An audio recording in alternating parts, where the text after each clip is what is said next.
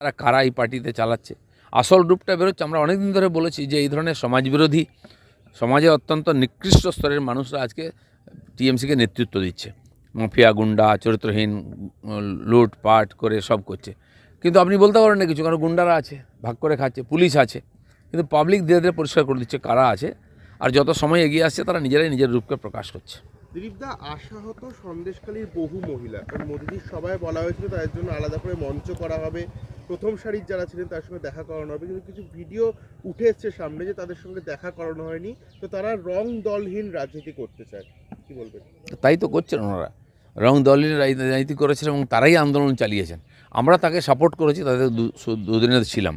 তো কিছু লোক এসেছেন প্রধানমন্ত্রীর সঙ্গে, সবার সঙ্গে তো প্রধানমন্ত্রী দেখা করা সম্ভব নয়। প্রধানমন্ত্রীর উপরে ভরসা রাখুন, উনিই সমাধান করবেন, সারা দেশের জন্য করেছেন। সেজন্য ওনারা তো দলের লোক নয়, প্রধানমন্ত্রী হিসেবে দেখা করতে এসেছেন, সেটা বলেছেন, উনি প্রতিশ্রুতিও দিয়েছেন, তাদেরকে ধন্যবাদও দিয়েছেন।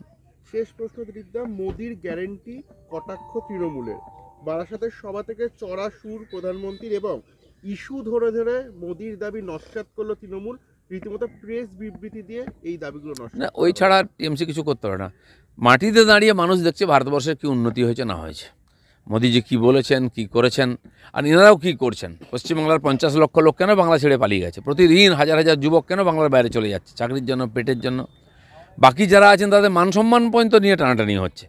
তো সেজন্য টিএমসি কী বললো কেউ শুনবে না, ওইসব প্রতিশ্রুতি, ওইসব গল্প অনেক শুনেছে। চলো, আছি।